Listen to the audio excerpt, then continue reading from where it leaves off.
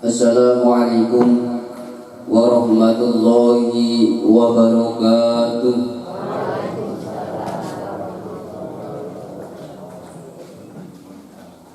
Bismillahirrahmanirrahim.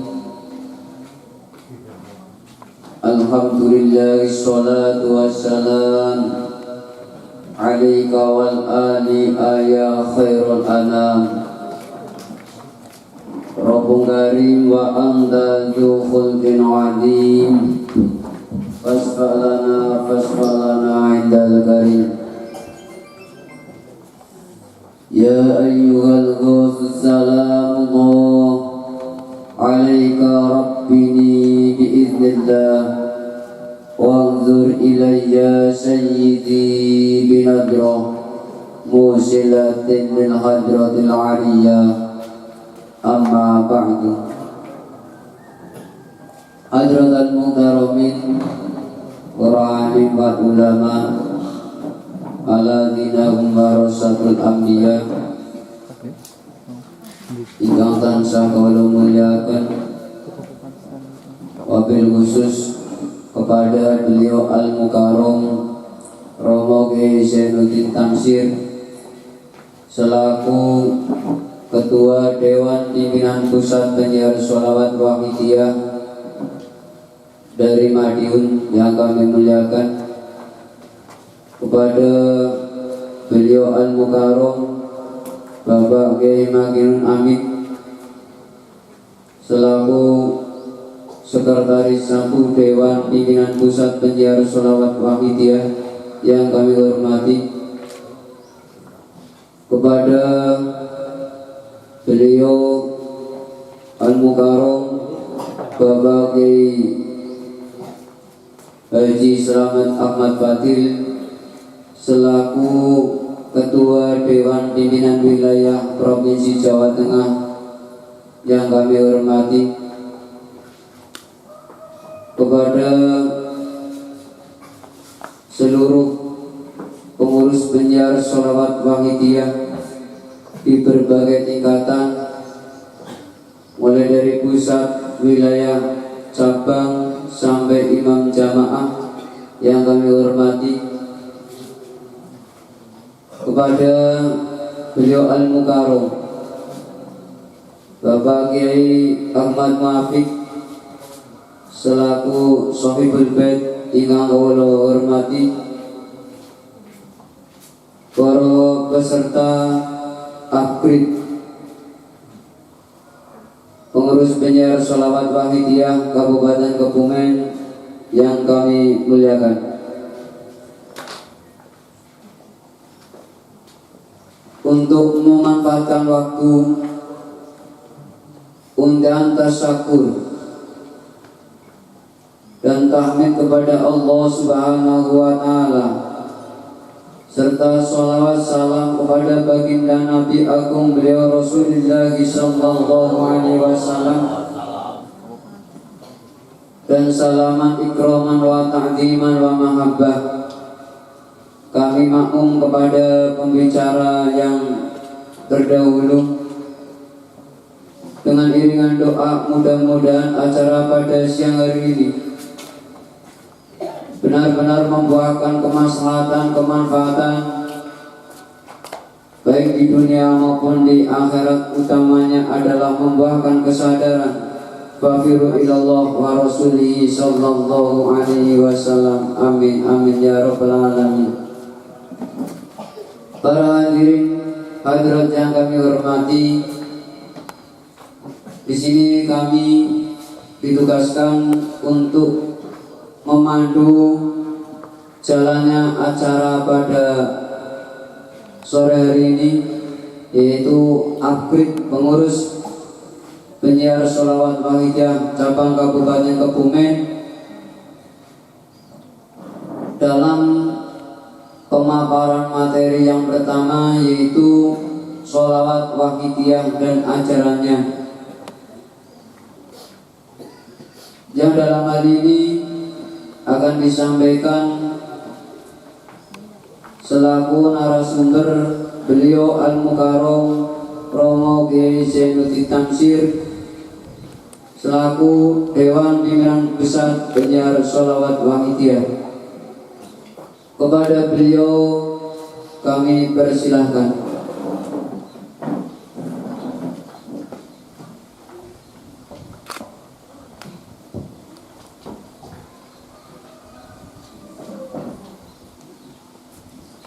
Assalamualaikum warahmatullahi wabarakatuh.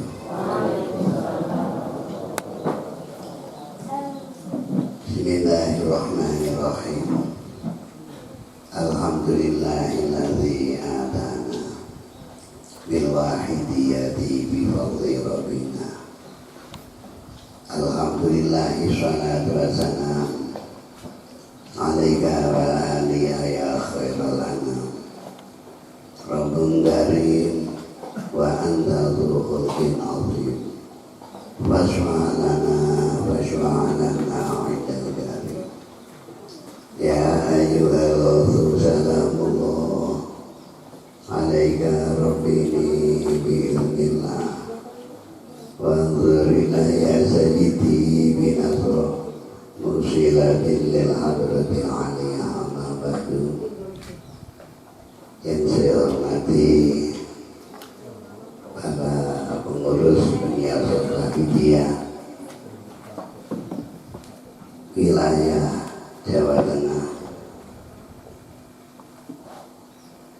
yang saya hormati para pengurus penyiar Wahidiyah Kabupaten Kebumen, baik majelis tahkim maupun dewan pimpinannya, serta pengurus penyiar Wahidiyah kecamatan, imam jamaah, dan juga badan-badan dari DPD PSW Kebumen. Yang saya hormati Sahabul Taib Bapak Kiai Muafiq beserta para hadirin wa hadirat yang semuanya mudah-mudahan senantiasa dilimpahi rahmat oleh Allah Subhanahu wa Ta'ala. Amin. Dalam kesempatan siang hari ini dan menjelang sore, untuk puji syukur saya pada Allah Subhanahu wa Ta'ala, sanjungan selawat salam berkah kebanggaan junjungan kita Rasulullah SAW, salam ikroman wa ta'ziman wa mahabbah kepada para kekasih Allah min awalihim ila akhirihim, khususan hadratat wasiat zaman wa wani wa sayyidi awliyaillahi wa ahibbahi radhiyallahu ta'ala anhum. Perkenankan makmum pada para pembicara di acara pembukaan tadi dengan iringan doa wa ta'alaina min barakatim wa syafa'atim wa karomatim wa matana bihamdadim. Amin amin ya rabbal alamin. Para hadirin hadirat beserta abdi yang dirahmati Allah Subhanahu wa Ta'ala, sebelum saya menyampaikan materi, perlu saya tawarkan, mengingat waktunya sudah berlarut, ada pemoloran 1 jam tadi ya. Saya menawarkan ini, saya menyampaikan sampai 3:30, sebagaimana menjadi kelaziman di masjid ini 3:30 azan asar. Maka penyampaian saya sampai 3:30, dan nanti azan asar, terus sholat asar, setelah mujadahnya, dan dilanjutkan dialognya nanti setelah sholat asar. Bagaimana, diterima atau tidak? Diterima. Ya, diterima. Mari kita laksanakan dengan bacaan Bismillahirrahmanirrahim. Para hadirin hadirat yang dirahmati Allah Subhanahu wa Ta'ala, dalam materi ini dengan judul Sholawat Wahidiyah dan Ajaran Wahidiyah, kita membahas tentang Sholawat Wahidiyah karena ini para pengurus tentunya sudah banyak memahami tentang Sholawat Wahidiyah. namun tidak ada salahnya seandainya ini kita bahas atau kita ungkap tentang sholat wahidiyah. Bagaimana khutbah iftitah tadi yang saya baca mengikuti beliau mu'alif wahidiyah radhiyallahu anhu dengan bacaan alhamdulillahilladzi atana bil wahidiyati bi fadli rabbina. Dalam kalimat itu kita bersyukur pada Allah Subhanahu wa taala di mana Allah telah memberikan kita, memberi kesempatan kepada kita, memberi petunjuk kepada kita dengan menerima sholawat wahidiyah, dengan menerima wahidiyah.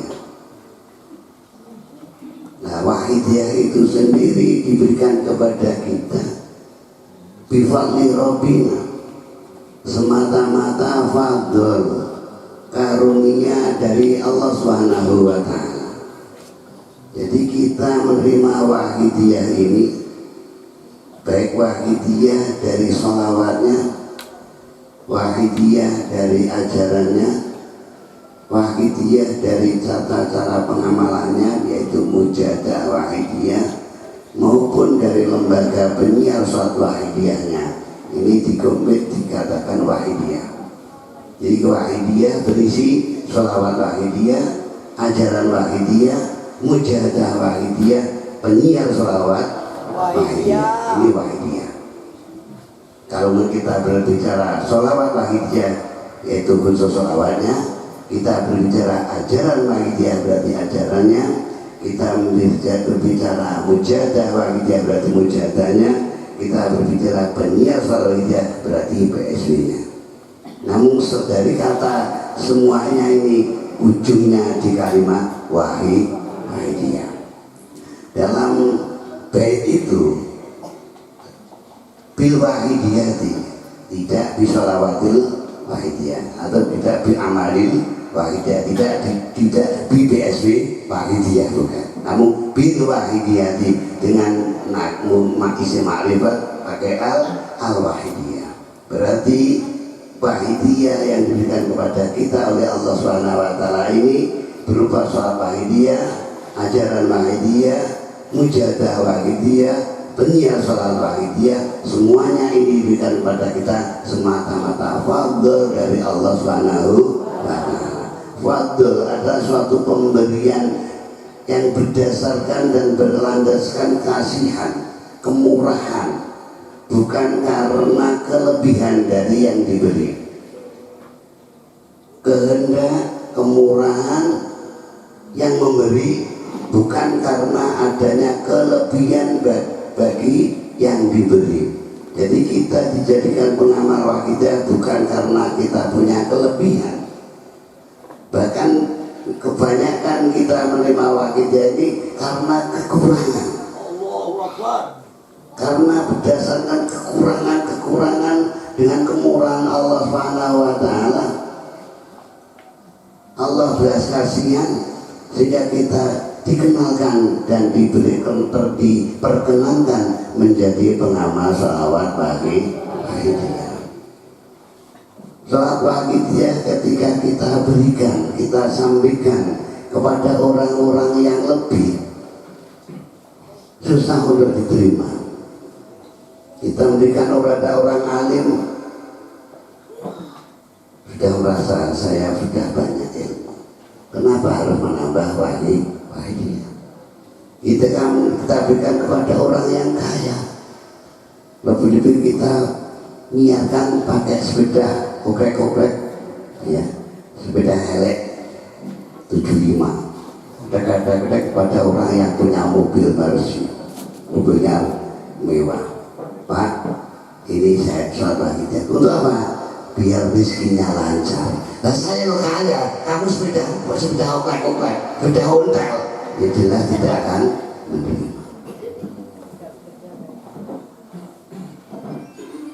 Kita berikan kepada pejabat, orang yang punya kedudukan dan jabatan.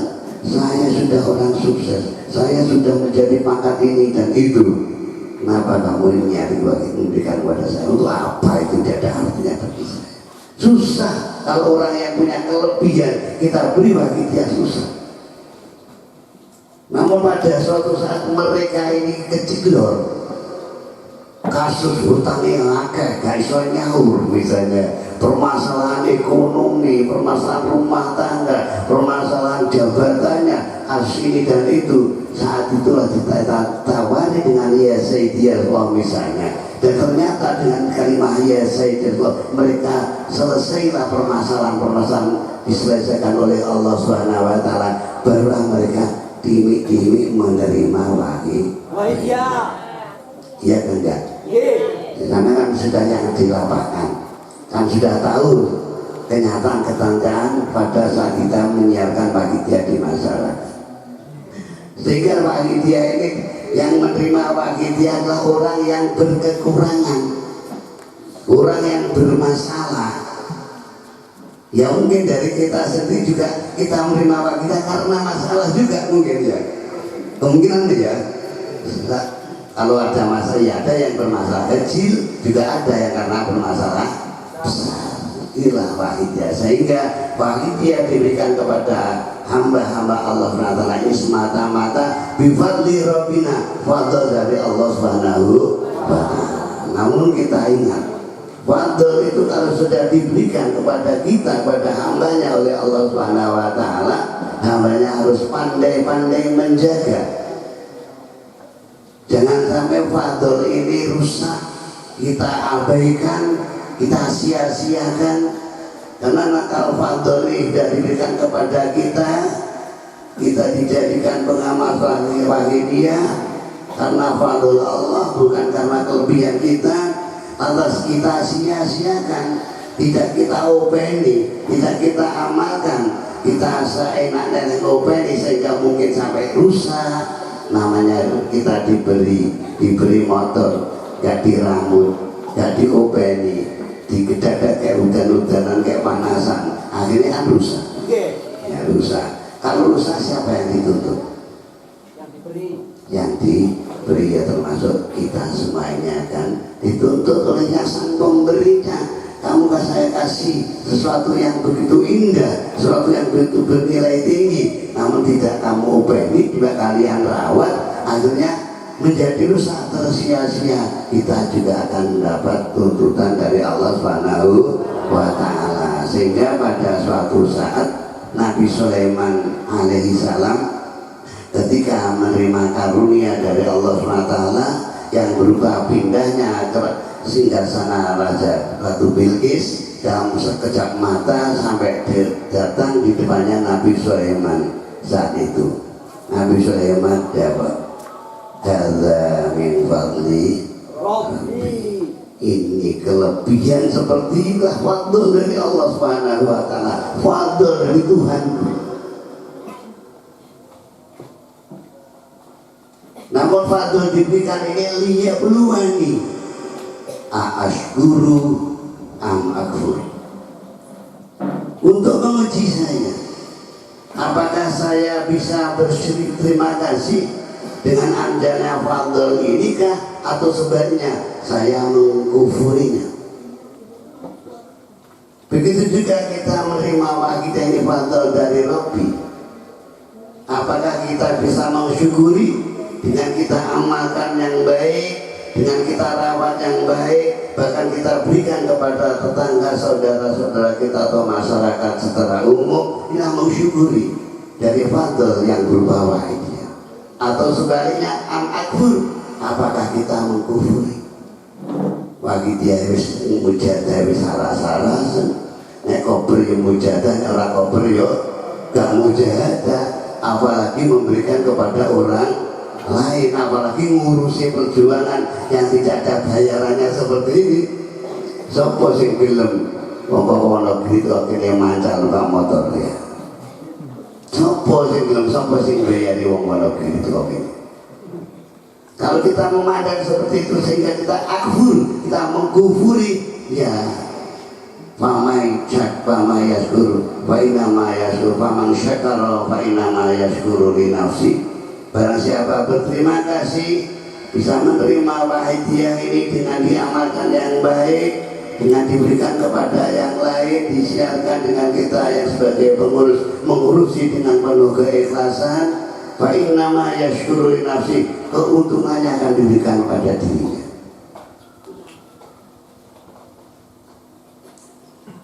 Namun faman kafara fa innallaha huwa ghaniyyun hamid. Kalau kita mengkufuri, ya kita buang begitu saja wahidiyah, tidak kita upeni, tidak kita rawat, tidak kita amalkan, bahkan kita tidak mau menyampaikan kepada yang lain, tidak mau mengurusi wahidiyah sebagai fadl. Allah Maha Kaya. Gusti Allah gak sudo. Wong sak kebumen gak nrimo wahidiyah kabeh, Gusti Allah tetep sugih. Gak kira Gusti Allah sudo kesugihane mergane goro-goro wong kebumen gak ngamane wahidiyah, gak sudo kekayaan Allah. Kepuji terpujinya Allah pun juga tidak ada berkurang kalau toh umatnya, hambanya ini mensyukuri karunia. Jadi sing rugi ya wae dhewe lain lah hati tentang dia yang kita terima. Pertama yang kita tanamkan dalam hati, kita dijadikan pengamal wahidiyah, kita bersyukur kepada Allah. Inilah karunia dari Allah Subhanahu wa Ta'ala, bukan kelebihan saya, namun karunia semata dari Allah Subhanahu wa Ta'ala. Sholawat wahidiyah, bagaimana kita kenal, adalah rangkaian doa-doa yang diantaranya dalam doa ini dipenuhi dengan doa sholawat. Di samping dengan doa sholawat juga ada doa-doa yang sangat dibutuhkan, baik untuk pengamalnya sendiri maupun pihak lain. Utamanya dari doa ini adalah doa wahidiyah, sehingga sholawatnya ya tetap sholawat sebagaimana sholawat yang lain yang jumlahnya belasan ribu di kalangan umat Islam, utamanya di kalangan ahli sunnah wal jamaah. Itu sholawatnya sama, tidak ada perbedaan. Tidak boleh kita membanggakan sholawat itu sing diterima wahidiyah, kalau tidak boleh seperti itu. Ya, cuma sholawatnya sama, kaidahnya sama, aturannya sama, hadisnya sama, ambilannya. Namun yang membedakan dengan sholawat yang lain adalah doa yang digandengkan dengan sholawat itu. Ketika doa-doa itu berisi permohonan untuk memohon keselamatan dari ahwal wal afat, karena di situ ada bahasa tunjina min jamil ahwali wal afat, sholawat itu dinamakan sholawat munjiah, sholawat untuk memohon diselamatkan dari ahwal dan afat. Berarti diambil dari isi doa ini, sholawat menjadi sholawat munjiah. Karena ada seorang kalimah itu ada sholawat yang di situ tabarukan pada ahli badar, ya, tawasul dan tabarukan dengan ahli badar. Bi ahlil badri ya Allah. Sholawat ini dinamakan sholawat badar. Sholawat badar ini disusun oleh seorang kiai dari Jember tahun 1962. Dan sholawat wahidiyah disusun oleh beliau Syekh As-Sayyid Abdul Majid bin Syekh As-Sayyid Muhammad Ma'ruf Kedung Logediri tahun 1963. Jadi memulai sholawat badar dengan sholawat wahidiyah 1 tahun lebih tua. Cuma sholawat badar cara pengamalannya ya sekedar untuk diamalkan, tidak untuk pengantar bagi pengamalnya sendiri menuju usul sadar pada Allah Subhanahu wa Ta'ala. Lain dengan sholawat wahidiyah ditaklif oleh beliau muallifnya, sholawat wahidiyah dicatat dalam taklifan beliau berfaedah untuk menjernihkan hati urung jernih. Ya mungkin untuk kita dirinya sendiri-sendiri ya tahulah dirinya sendiri-sendiri reget apa sih awake hati dhewe roh dhewe. Tidak kita mengatakan orang lain hatinya kotor, namun kita bisa membaca diri saya sendiri-sendiri, kita sendiri-sendiri bahwa diri kita ini benar-benar hati kita masih kotor, perlu dicuci, perlu dibersihkan dari kotoran-kotorannya hati, kotoran-kotorannya nafsu kita sendiri, sehingga kita membutuhkanlah sholawat yang berbeda untuk menjernihkan hati. Di samping menjernihkan hati dan juga berfaedah untuk mengantarkan sadar pada Allah Subhanahu wa taala. Dalam lembaran itu disebut berfaedah makrifat billah wa bi rasulihi sallallahu alaihi wasallam. Dengan pengertian makrifat ini bukan makrifat jadi orang waskito, bukan. Karena di lapangan di dunia kita kalimat makrifat ini digunakan istilah-istilahnya orang-orang yang punya kelebihan, sehingga dari kelebihan beliau dia punya kelebihan bisa bedek wong, ya, bisa rusak jerune apa ya, nesaknya jerune kalah kabeh ro napa sadene kalah ayu.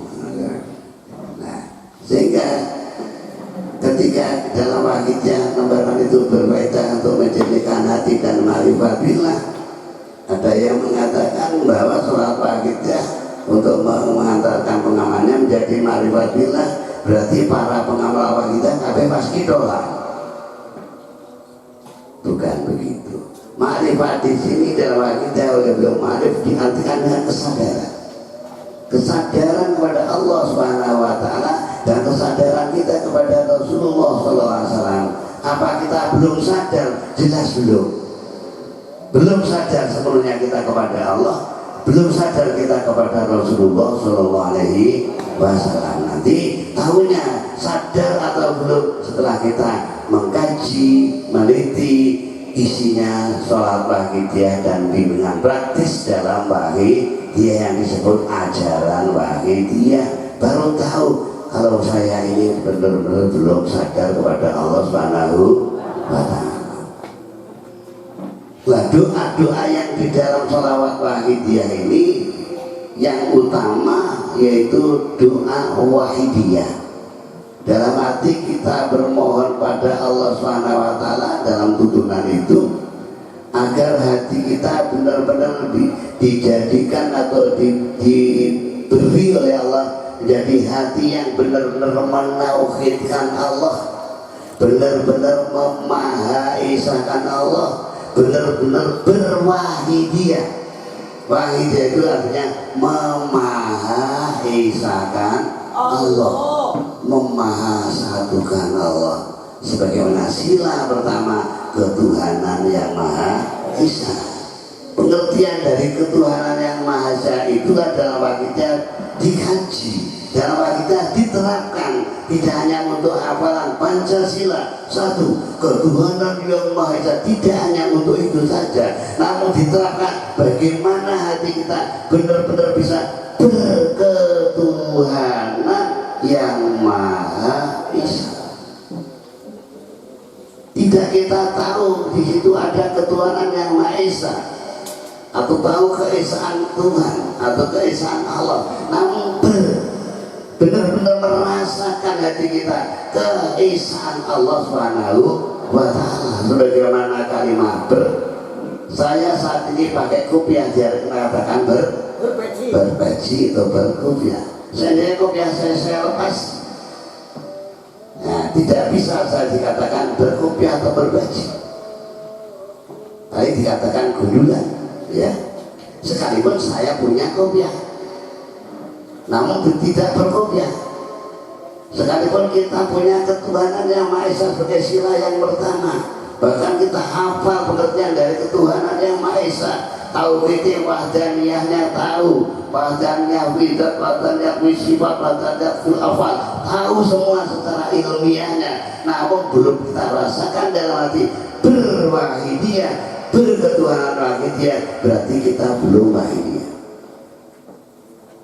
belum bisa memahaesakan Allah Subhanahu wa Ta'ala. Nah, disinilah kita mohon pada Allah, karena bisa dan tidaknya hati kita berwahidiyah hanya Allah yang maha mengatur alam.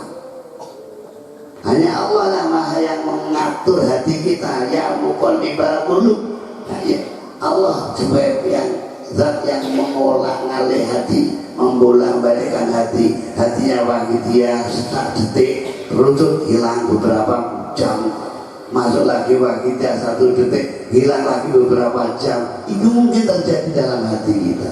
Nah, ini kita mohon kepada Allah zat yang muqallibal qulub, kita hati kita diberi wahidiyah yang mendalam. Sebagaimana kita dituntun dalam doa itu, antuhriqona fi rujati bahril wahda hatta la nara wala nasma'a wala najida wala nuista wala nataharroka wala naskuna illa biha. Ini kita mohon pada Allah, nyuwun yang ngersane Gusti Allah, hati kita dipun paringono dadi hati sing bener-bener mewahidiyahkan Allah, memahaesakan Allah sebenarnya, sampai hatta lana rasaira, sehingga kita tidak melihat kecuali hati kita sadar ini dari Allah Subhanahu wa Ta'ala. Kita tidak mendengarkan sesuatu sehingga hati kita sadar kita bisa mendengar ini juga dari Allah Subhanahu wa Ta'ala, sampai kita tidak bergerak dan tidak berdiam, bergerak dan diam, kita hati kita sadar yang menggerakkan, yang mendiamkan kita, yang memberi kekuatan kita, menjadi daya kita bisa bergerak dan berdiam adalah hanya Allah Subhanahu wa Ta'ala. Ini tidak cukup dalam otak dan pikiran, cuma benar-benar dijiwai dalam hati kita. Inilah permohonan kita kepada Allah Subhanahu wa Ta'ala. Jaluk gede men, nyuwun dhuwur men, ya padha-padha nyuwun ya sing akeh pisan, unine padha ae. Padha-padha ngetokne abrabe ya. Padha-padha berbicara, kalau mohon sekaligus dan sekalian mohon yang lebih tepat, lebih banyak, lebih apa, syukur-syukur dan sebagainya. Padha-padha muni. Itulah yang kita mohon, sehingga sholawat ini dinamakan sholawat wahidiyah. Sholawatnya ya sholawat pada seperti sholawat yang lain, wahidiyah digandeng dengan doa wahidiyah, sehingga sholawatnya dinamakan sholawat wahidiyah. Nah, untuk mendukung permohonan kita antuhriqona fi rujati bahril wahdah, ini perlu ada banyak pendukung. Kalau kita hanya mohon wahidiyah saja atau maha Tuhan Allah saja tanpa pendukung, nanti kurang banyak, kurang cepat misalnya pemberian Allah. Maka didukunglah dengan permohonan yang lain, yaitu kita mohon maghfirah dulu kepada Allah, karena adanya hati kita gelap, karena tertutup dengan dosa-dosa kita, sehingga kita dituntun oleh beliau mu'alif, wa tarzuqana tamama maghfiratika ya Allah. Kita mohon diberi rezeki, diberi karunia, pemberian oleh Allah yang berupa tamama maghfirah, sempurnanya ampunan. Tidak gemeng-gemeng kita mohon, tidak hanya kita mohon ampun, namun kesempurnaan ampunanlah yang kita mohon. Jadi lebih kita dituntut untuk melebihkan kesungguhan kita dalam permohonan ampun pada Allah Subhanahu wa Ta'ala. Dari permohonan ampun agar ampunan ini diberi, dan mungkin setelah diberi kita ada hak-hak yang lain yang belum kita bisa menerapkan, yaitu bersyukur. Kita belum bisa bersyukur, mensyukuri karunia Allah belum bisa, belum mampu kita akui dan kita sadari dalam hati kita itu belum bisa bersyukur. Cuma bisa bersyukur alhamdulillah pada mangan, alhamdulillah saja ya. Pada nikmat Allah tiada hentinya, setiap detik nikmat Allah tidak ada lepasnya. Sedangkan kita nggak pernah bersyukur. Syukure pendak mari mangan ngombe saya kira alhamdulillah. Namun kalau tidak alhamdulillah, kapan syukur kita atas nikmat itu? Maka kita mohon pada Allah, wa tamama nikmatika ya Allah.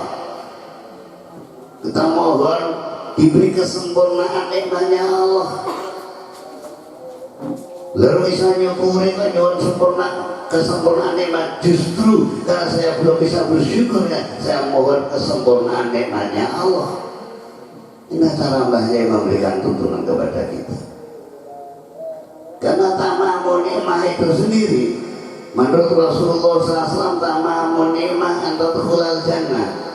Sempurnanya nikmat yaitu kamu bisa di akhirat nanti menjadi penduduk surga. Itu tamamun nikmah menurut hadisnya Rasulullah SAW.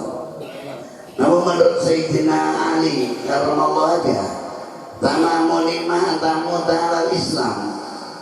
Tamamun nikmah, sempurnanya nikmat yaitu kamu besok pada saat mati husnul khatimah, membawa mati dalam keadaan Islam. Jadi Rasulullah itu besoknya natijah akhirnya di surga. Namun Sayyidina Ali di tengah-tengah pada saat kata mati diberi husnul khatimah yang akan membawa nanti di akhirat masuk surga. Namun bahaya ma'arif lain lagi. Tamamun nikmah, sempurnanya nikmat yaitu kita diberi nikmat oleh Allah Subhanahu wa taala, juga diberi bisa mensyukuri nikmatnya Allah Subhanahu wa taala. Baru tamamun nikmah. Apa artinya nikmat diberikan kepada kita, digerejek kepada kita? Ketika kita tidak bisa mensyukuri, berarti itu bukan nikmat. Namun sebenarnya bukan nikmat dengan ain, namun nikmat dengan qaf. Kalau nikmat dengan ain benarnya karunia atau nikmat, kalau pakai qaf nikmat berarti musibah.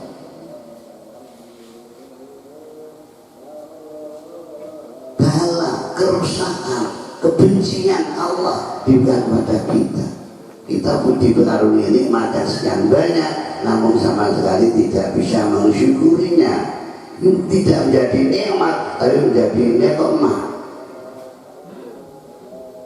Baiklah, karena kita kondisinya kita sadari dari diri kita belum bisa mensyukuri karunia Allah, maka kita dituntut oleh Bahya Mu'alif untuk kita mohon tamama nikmatika ya Allah, mohon diberi nikmat dan juga dikaruniai bisa mensyukuri nikmat.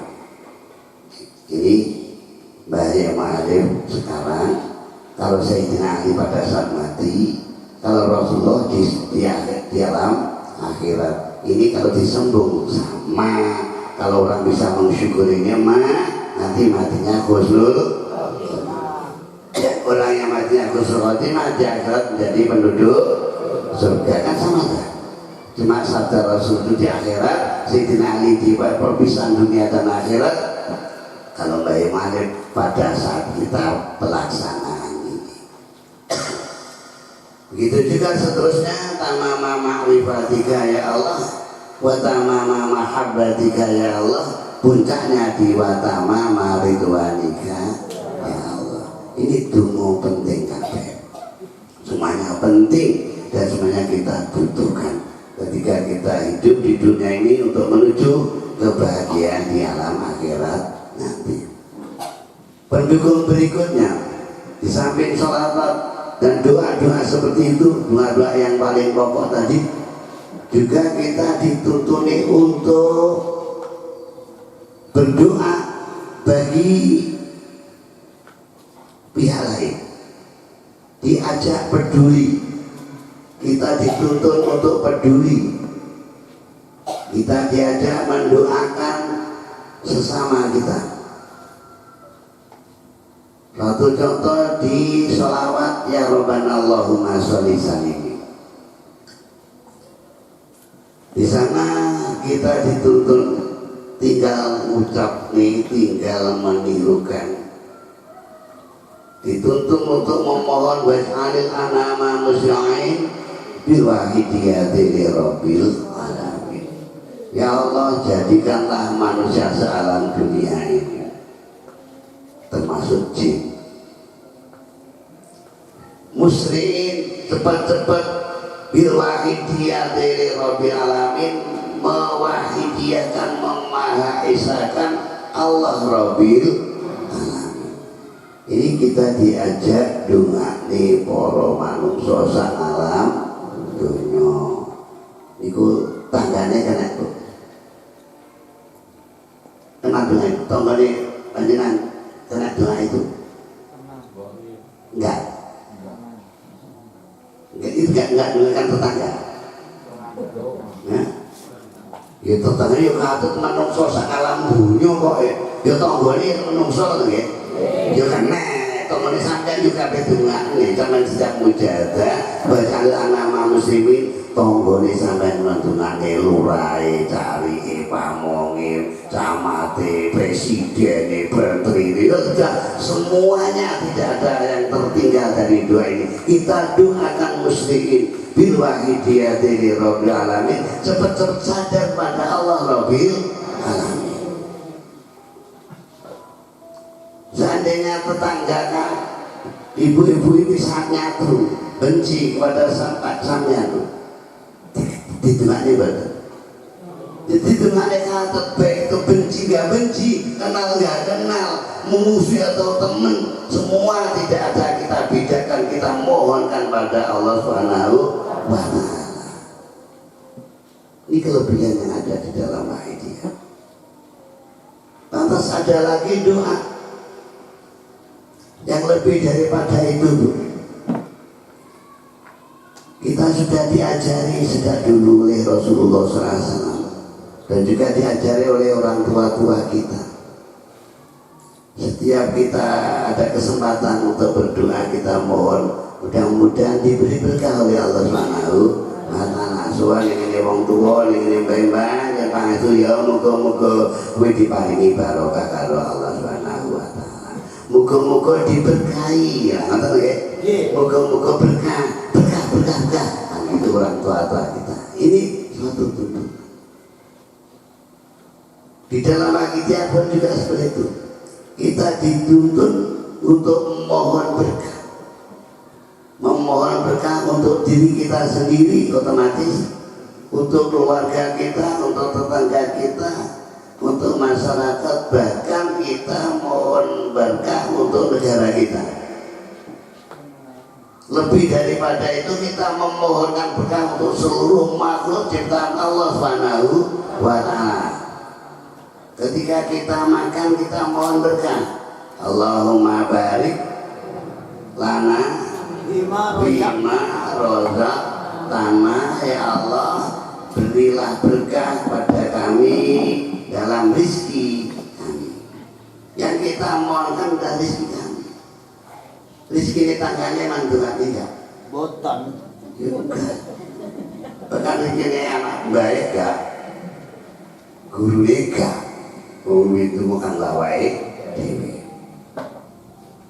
Ketika kita doa kunut wabarik li bima berilah kami saya berkah sesuatu yang engkau berikan kepada saya. Siti wane ngene anak kula gak atur. Rezeki siti paling ini bapak kula gak atur. Itu untuk saya sendiri. Wa barik li bima atoit, untuk saya sendiri. Sampai gak bagian masa sama saya itu 1000 kali saya gak bagian. Namun di dalam wahidiyah tidak seperti itu. Kita dituntut untuk peduli kepada yang lain, yang tengah jadi baik dewi, nah enak ya Pak, jadi baik enak dewi. Ada 10 rumah, masing-masing berkeluarga 5, itu ada keluarganya yang 9 sakit semua, yang satu rumah ini sehat semua. Kira-kira dalam lingkungan keluarga itu yang enak yang mana? Yang sakit atau yang waras? Waduh, contoh lagi lagi, satu rumah 5 orang, bapak, ibu, anaknya 3, Pak, anaknya 3 dan ibunya ini sakit, bapaknya sihat sendiri, mana yang enak? Ini macam lorong kabeh sing sehat. Kene njaluk nangis bingung lah.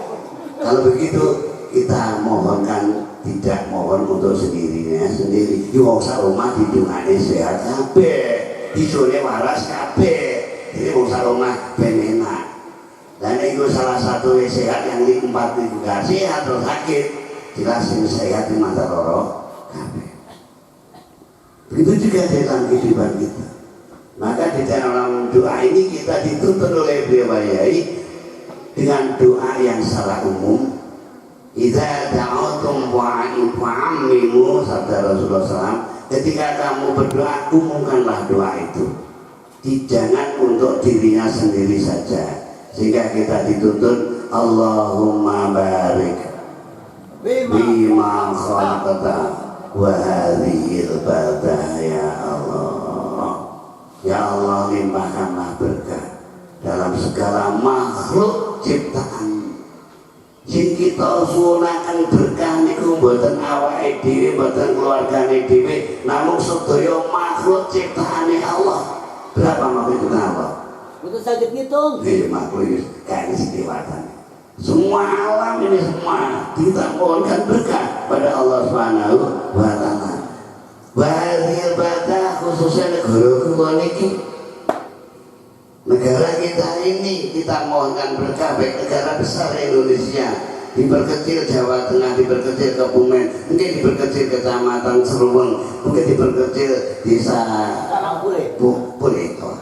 Karangbule, mungkin diperkecil kampung, diperkecil RT, RW, RT, diperkecil rumah tangganya sendiri. Kita mohonkan berkah Allah barik bima khalaqta wa hadhil badah ya Allah. Ini tidak harus menunggu menjadi orang alim, kudu wong pinter ngaji, kudu dadi kiai ulama dukun enggak. Bocah cilik bisa muni diwarai donga, Pak. Iya enggak? Kita orang bodoh-bodoh, kita menamakan orang yang tidak bisa apa-apa. Ya Bu, ya Yu, ayo moco Allahumma barik yang nutune wangil, namun bisa muni karepe kadang urung ngerti. Senajan karepe urung ngerti niku jenenge donga, tapi ya wis nunut karo kancane sing padha ngerti. Namun dengan adanya kita pembinaan, mungkin kita kasih tahu maksudnya doa ini ngene lho, Mbok. Nanti itu mari ngene lho yu, kita mohonkan berkah bareng seluruh makhluk ciptaan Allah Subhanahu. Alam ini setiap ada orang yang berbuat maksiat, berbuat dosa di bumi ini, Allah akan mengambil berkahnya bumi. Padahal kita berapa kali berbuat maksiat di bumi ini.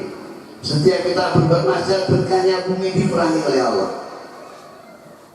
Seandainya di Indonesia ini atau di Kebumen ini setiap hari ada orang yang berbuat maksiat, kira-kira nggak kira-kira detik ini kira-kira adanya berbuat maksiat nggak di saat ini kira-kira ya oke. Nah, saat itulah berkahnya bumi diambil oleh Allah Subhanahu wa Ta'ala karena ada yang berbuat maksiat. Lalu diambil terus berkahnya, lama-kelamaan gersang bumi ini akan kekurangan dan kehabisan berkah karena perbuatan maksiatnya manusia. Lah gersang diambil terus mas, apa itu berkahnya di pihak yang lain tidak ada yang berdoa memohon berkah diturunkan ke bumi ini. Apa lama-lama kiamatnya cepat-cepat datang, dunia bumi cepat-cepat rusak. Maka dengan kepedulian yang ada bagi dia, agar kita umat manusia ini, umat Islam khususnya adalah pengamal bagi dia, diajak bersama-sama untuk memohon diturunkannya berkah kembali ke alam yang sangat gersang dari berkah yang telah diambil oleh Allah karena perbuatan manusia. Lah kok sing mudane molor-molor udan-udan. Ya mungkin karena imbangannya kurang imbang, Pak. Nah Indonesia kok ya sih ruwet ini negara nih, karena yang berdoa dan yang tidak berdoa masih banyak, jauh berbeda imbang.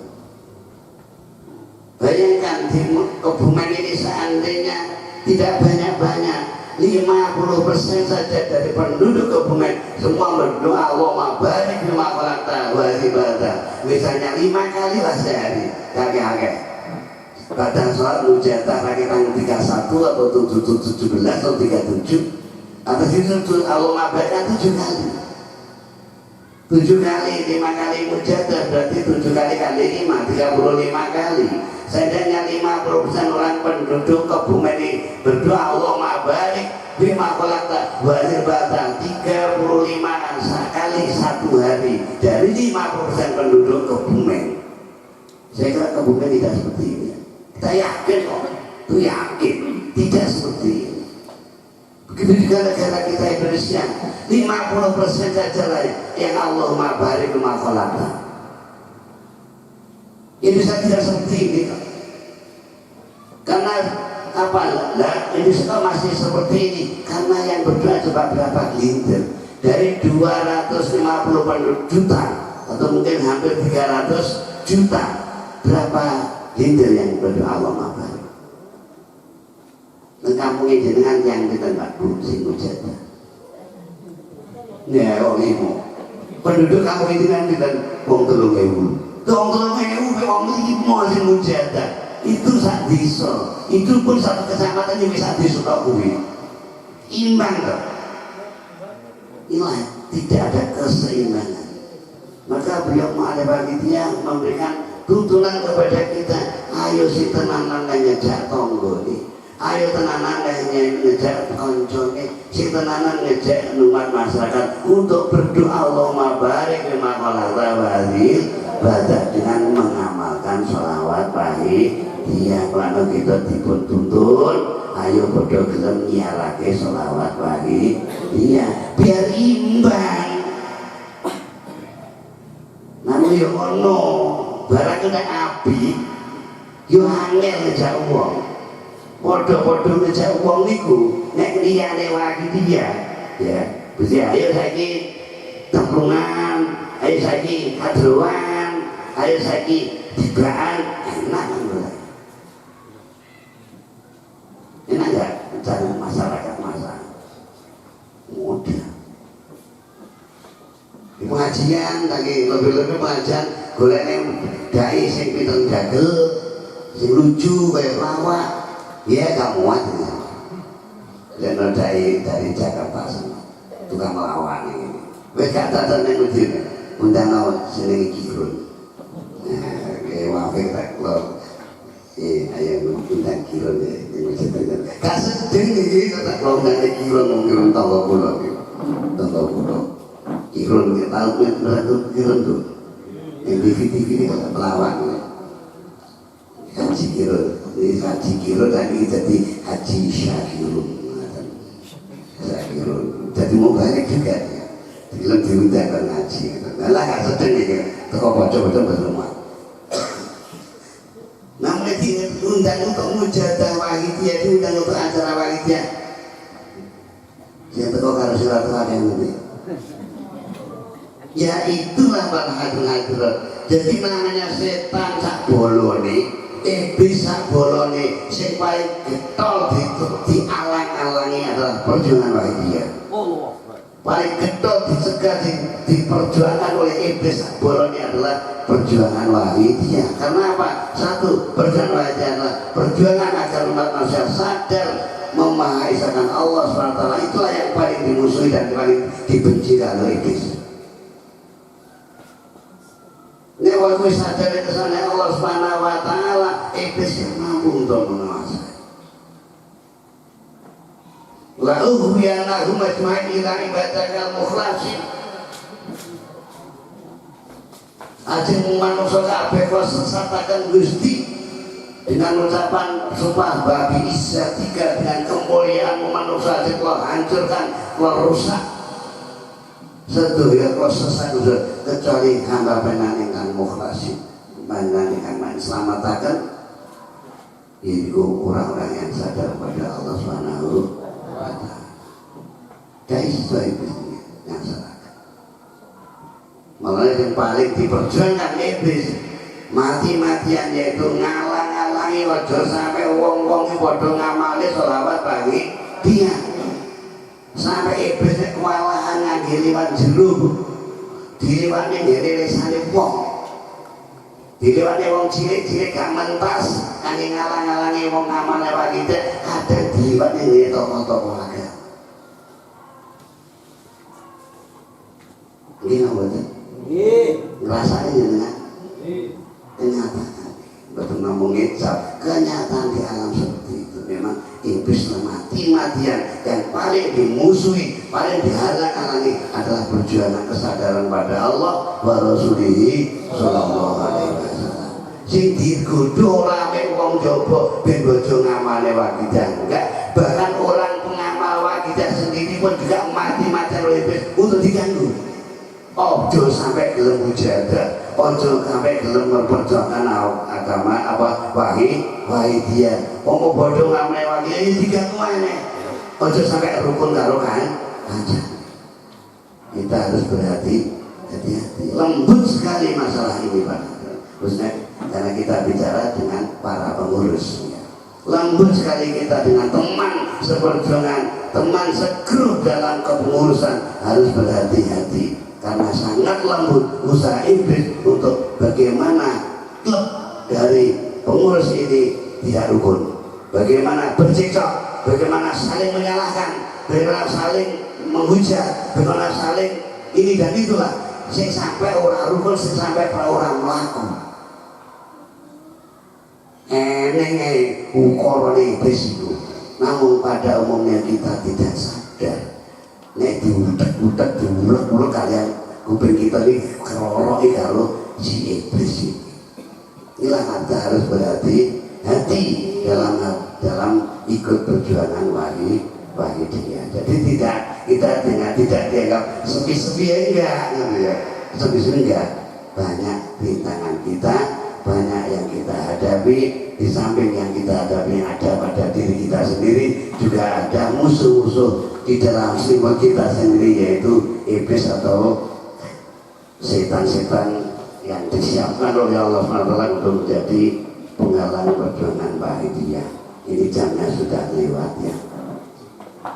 Maka dengan ini kami hentikan ya, kita hentikan dulu sholat asar. Kalau di salat zuhur ya,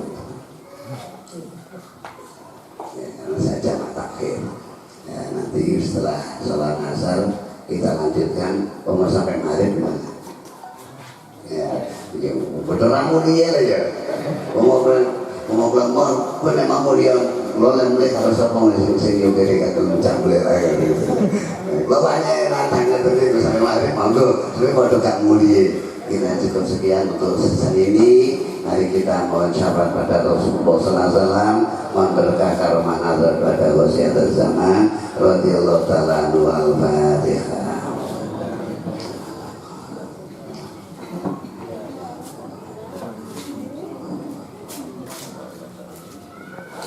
Ya syafi'al khalqi salatu wa salam alaika nurul khalqi hadiyalana wa aslahu wa ruhahu wa dhikri wa qadalamtu abada wa rabbini wa laysa li ya sayyidi siwaka wa inda rudda kuntu sakhun alika ya sayyidi ya Rasulullah ya sayyidi ya Rasulullah ya sayyidi ya Rasulullah ya ayyuhal rasul salamullah alaika rabbini biyunillah wa anzurina ya sayyidi binallah musilati bil hadrati aliyah al-Fatihah.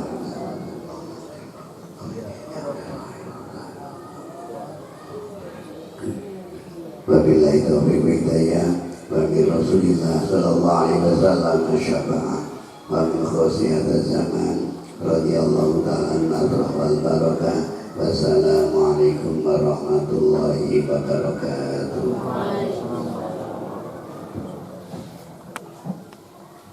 sampaikan terima kasih kepada beliau Al-Mukarram Romo Kiai Zainuddin Tamsir selaku penyampai materi yang pertama dengan iringan doa jazakumullahu khairati wa sa'adati dunya